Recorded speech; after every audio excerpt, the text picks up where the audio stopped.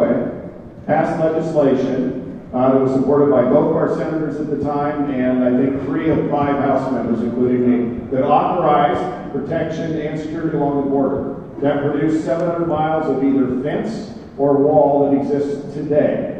Now, going forward, I don't think it makes sense to build a wall from one end of the border to the other. Don't get too happy here.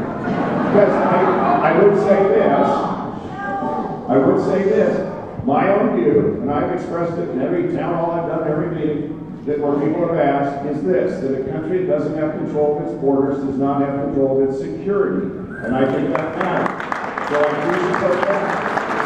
But that can be done in multiple ways, using technology. Along the Rio Grande, it can be done using patrols of boats. And we also need to reform America's broken immigration system. It needs reform. And I will support it. And the two go hand in hand.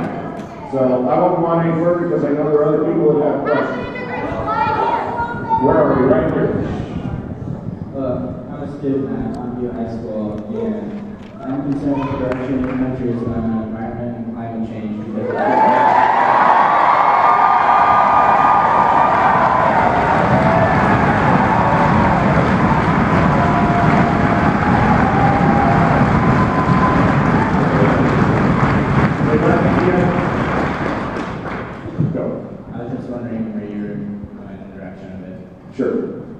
So the question is about climate change and the environment.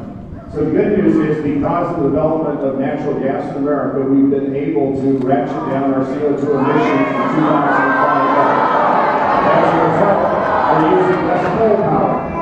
And as a result of improved infrastructure in distribution lines, power lines, if you will, and investments that are coming, we now are better able to link renewable energy throughout our region. Pacific Corp just announced a multi-billion-dollar expansion of the power grid in Wyoming and Utah that will now connect in. The climate clearly is changing and it's getting warmer. All right, so I don't know. The question is what we do about it. The question is how we deal with this as a country. And so there are smart things we can do that will continue to bring down our emissions.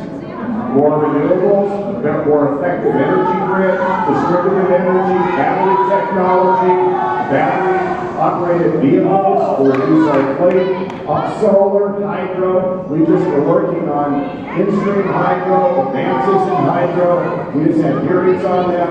Geothermal. We have legislation on all those issues coming.